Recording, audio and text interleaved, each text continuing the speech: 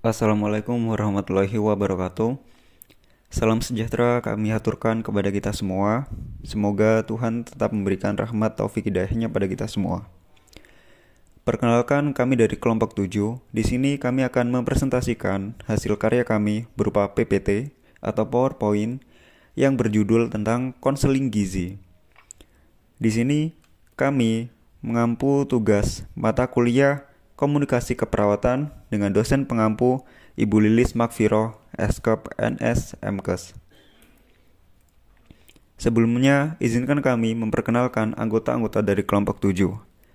Pertama, Anggora Birantika. Kedua, Faiza Fatima Azzaro. Ketiga, Fabrina Alifa Rizkiani. Keempat, Isroatin Kurniawati. Kelima, Jundi Fajar Hakoni. Keenam, Priscilia Nur Agustina. Ketujuh, Rifatul Jana. Kedelapan, Salsabella. Baik, yang pertama adalah pengertian konseling gizi. Konseling gizi adalah serangkaian kegiatan sebagai proses komunikasi dua arah untuk menanamkan dan meningkatkan pengertian, sikap dan perilaku sehingga membantu klien atau pasien mengenali dan mengatasi masalah gizi melalui peraturan, makanan, dan minuman yang dilaksanakan oleh nutrisiosis atau dietitian. 2. Konseling yang efektif adalah komunikasi dua arah antara klien dan konselor tentang segala sesuatu untuk memungkinkan terjadinya perubahan perilaku makanan klien. Dan yang kedua, langkah-langkah konseling gizi. Menurut Bremer, Albrego, dan Sostrom mengatakan bahwa langkah konseling ada 4, yaitu 1. Membangun hubungan. 2. Identifikasi dan penilaian masalah. 3. Memfasilitasi perubahan terapeutis. Dan yang keempat, evaluasi serta terminasi. Langkah-langkah konseling gizi. Langkah pertama, membangun hubungan bertujuan agar klien menjelaskan permasalahan yang dihadapinya, keprihatinan yang dihadapi oleh klien, dan alasan kenapa datang ke konselor. Langkah kedua, identifikasi dan penilaian masalah. Pada langkah ini, konselor mendiskusikan dengan klien dengan tujuan yang diperoleh dari proses konseling yang akan dilakukan. Langkah ketiga, memfasilitasi perubahan terapeutik. Tujuan dari langkah ini adalah mencari strategi dan intervensi yang dapat memudahkan terjadinya perubahan perilaku. Langkah keempat, evaluasi dan terminasi. Tujuan dari langkah ini adalah evaluasi terhadap hasil konseling dan akhirnya terminasi. Perencanaan konseling gizi. Perencanaan konseling gizi ada 3. Yang pertama yaitu pengumpulan data. Pengumpulan data ini meliputi yang pertama, data sosial budaya seperti suku, agama, pendidikan, keadaan ekonomi, dan pekerjaan. Yang kedua yaitu data riwayat, seperti data keluarga, data riwayat kesehatan, data riwayat gizi, jenis dan jumlah bahan makanan yang sering dikonsumsi, makanan pantangan, alergi, kebiasaan mengolah dan membeli makanan. Kemudian yang ketiga yaitu pengetahuan tentang gizi, sikap terhadap makanan, aktivitas fisik, penggunaan obat-obatan, penggunaan suplemen zat gizi. Kemudian yang keempat, data riwayat medik, yaitu kemungkinan pengaruh penyakit yang lalu, terapi pembedahan, radiasi, kemoterapi, atau tindakan lain terhadap kebutuhan asupan, perencanaan, absorpsi, dan metabolisme zat gizi. Kemudian yang kelima yaitu data antropometri, seperti tinggi badan, berat badan, IMT, dan nila. Untuk anak-anak, TB dan BB dibandingkan dengan umur berdasarkan standar buku WHO atau NCHS. Untuk orang dewasa, IMT dan nila. Data klinis, tanda-tanda adanya retensi cairan, yaitu odema, ascites, peningkatan tekanan darah, penambahan BB, meningkatnya jumlah urin. Tanda-tanda adanya dehidrasi, yaitu mata dan pipi cekung, kulit keriput, kurus, menurunnya jumlah urin, tekanan darah, detak jantung, dan pernafasan berkurang. Kemudian kondisinya lemah, cengeng, mudah rewel bagi anak-anak, tangan dan kaki terasa dingin, haus, atau mulut kering. Kemudian yang keenam yaitu data biokimia, meliputi Hb, gula darah, albumin, segot, SGPT, urin, kolesterol darah, hati, jantung, ginjal, dan lain sebagainya. Kemudian untuk perencanaan konseling gizi yang kedua yaitu ada pengkajian dan identifikasi data. Gambaran status gizi, sikap terhadap makanan dan lingkungannya, riwayat sosial, medis, kebutuhan gizi, kebutuhan akan pendidikan gizi, kebutuhan akan motivasi. Selanjutnya, perencanaan konseling gizi. Kesimpulan hasil identifikasi masalah klien.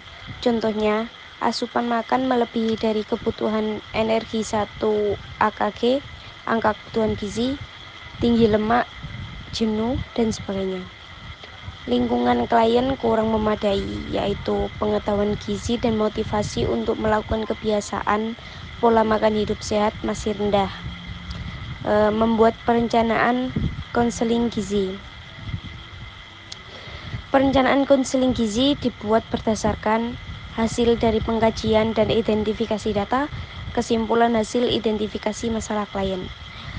Hitung kebutuhan zat gizi klien, yaitu hitung kebutuhan gizi dengan mempertimbangkan berat badan, tinggi badan, indeks massa tubuh, aktivitas, kemampuan organ tubuh akibat penyakit yang diderita, dan sebagainya. Terjemahkan hasil perhitungan ke dalam bentuk susunan jumlah bahan makanan dan ditulis di dalam daftar diet. Daftar diet merupakan daftar bahan makanan yang dapat dipedomani klien dalam melaksanakan dietnya sendiri, yang di dalamnya juga tercantum bahan makanan yang boleh, yang dibatasi, dan tidak dibolehkan dikonsumsi klien selama menjalani diet. Materi disesuaikan dengan permasalahan klien, diawali dengan penjelasan tentang hal-hal yang mudah sampai ke yang rumit. Materi dimuat dalam daftar diet yang sudah jadi. Metode yang digunakan dengan menggabungkan berbagai metode baca seperti wawancara, diskusi, dan tanya jawab, demonstrasi, dan sebagainya. Media sebaiknya menggunakan lebih dari satu media seperti daftar diet, daftar bahan makanan, penukar food model, lembar balik, pantom, NutriClient, contoh-contoh menu, dan sebagainya. Evaluasi, lisan dan tulisan tentang pengetahuan, sikap, dan tindakan. Pengertian, monitoring, dan evaluasi konseling gizi. Monitoring adalah aktivitas yang ditunjukkan untuk memberikan informasi tentang sebab dan akibat dari suatu kebijakan yang sedang dilaksanakan. Evaluasi adalah kegiatan yang dilakukan untuk menilai apakah suatu kegiatan atau program yang dilaksanakan sesuai dengan perencanaan atau tujuan yang ingin dicapai. Evaluasi dapat definisi sebagai penilaian yang sistematis dan subjektif mungkin terhadap kegiatan yang sedang berjalan atau telah selesai.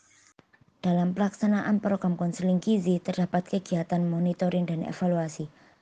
Tujuannya adalah untuk mengetahui pelaksanaan intervensi sesuai komitmen dan mengetahui tingkat keberhasilan konseling. Untuk tujuan tersebut, konselor bisa melakukan diskusi dan menanyakan tentang pelaksanaan intervensi meliputi keberhasilan konseling, faktor penghambatan, dan faktor pendorongan dalam melaksanakan diet yang dianjurkan. Persagi 2010 mengatakan bahwa dalam melakukan monitoring dan evaluasi ada 4 hal yang dilakukan, yaitu 1. Monitoring perkembangan, 2. Mengukur hasil, 3. Evaluasi hasil, 4. Dokumentasi monitoring dan evaluasi. Di bawah ini dapat kita simak keempat hal tersebut. Selanjutnya yaitu hal-hal yang harus dilakukan dalam monitoring dan evaluasi. Yang pertama yaitu monitoring perkembangan. Monitoring perkembangan meliputi perkembangan klien dalam hal pemahaman dan ketaatan diet, apakah intervensi sesuai rencana, perubahan status gizi dan kesehatannya, identifikasi hasil, positif atau negatif, mengumpulkan informasi hal yang mendorong dan menghambat pelaksanaan diet. Yang kedua yaitu mengukur hasil.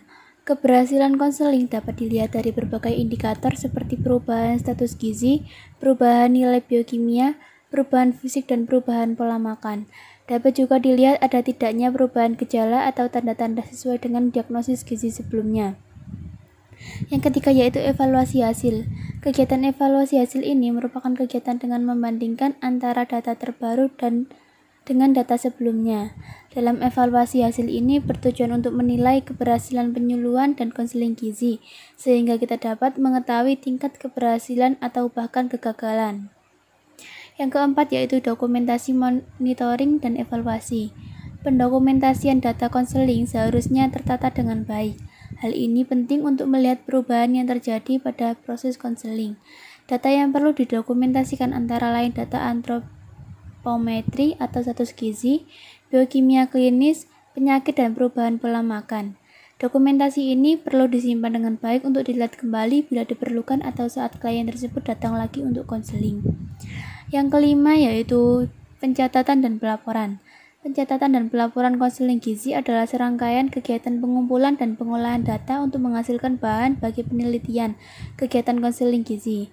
Pencatatan dilakukan pada setiap langkah kegiatan konseling, sedangkan pelaporan dilakukan berkala sesuai dengan waktu dan kebutuhan yang diperlukan. Terima kasih saya ucapkan kepada para penyaji yang telah menyampaikan ilmu berupa PowerPoint konseling gizi kepada para audiens, dan saya ucapkan terima kasih yang sebesar-besarnya kepada para audiens yang telah hikmat menyimak jalannya presentasi, dan saya sebagai moderator izin menyampaikan permohonan maaf bila ada salah kata baik disengaja maupun tidak disengaja. Dan juga bila mana ada pertanyaan silahkan ditanyakan dan kami akan menjawab sesuai kemampuan kami. Terima kasih. Wassalamualaikum warahmatullahi wabarakatuh.